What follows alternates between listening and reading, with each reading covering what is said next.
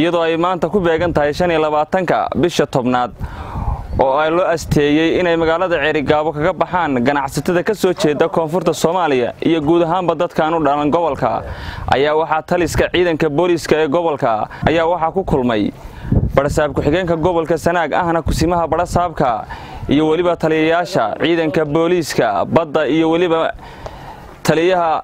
immigration ee gobolka Sanaag ugu horeyntiina waxa halkaasi ka hadlay taliyayaasha oo ka warbixiyay waxyaabaha u qabsoomay intii ay socotay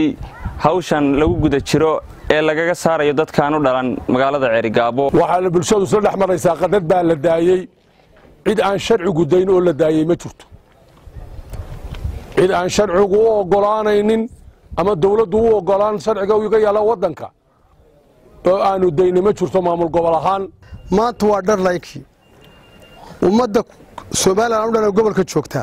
wixii aan sharci haysan siday dadkii hore u baxeen ee nabadgelyada ugu baxeen ha ka baxeen boolana qofka ka bixi waa sharciga qabanaya dadkii ka baxay amarkii bay qaateen wax allaala wixii aan ka bixin sharci darre amarka jabiyay waa dambiilayaal gabagabadina waxa halkaasi ka hadlay gudoomiye ku xigeenka gobolka Sanaag ahna kusimaha barasaabka ee gobolka waxaana uu ku ammaanay ciidanka booliska inay waajibaadkooda gutaan 14 cisho shalay ku eekay maanta waajibkeenu wuxuu yahay inaynu qabanno cid allaale ciddii aan Soomaaliland u dhalan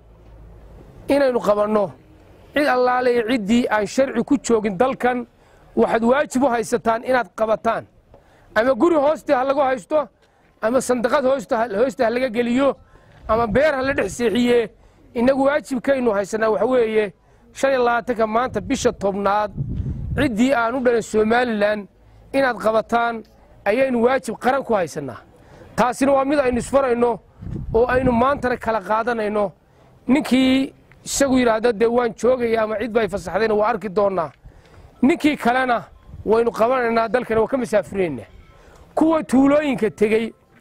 ee aaminsan in tuulooyinka aan xukuumadda xukumin ee aynu qabanno isagoo magaalo ku ganacsiyeynaya oo ganacsigiisa iska wata wuxuu mudanayaa waxa sharcigu ka qabo ninka diida amarka ka soo baxay xukuumadda waxaanu marinaynaa laamaha sharciga waynu ka waajib qaadanaynaa tuulaynu ugu tegaynaa degmaynu ugu tegaynaa gobolka Sanaag oo dhan ciddii ku sugan ee aan u dhalan Soomaaliland waajib waxaynu haysanaa inaynu qabanno Cabdirasaaq Sugulle MMTV Ceerigaabo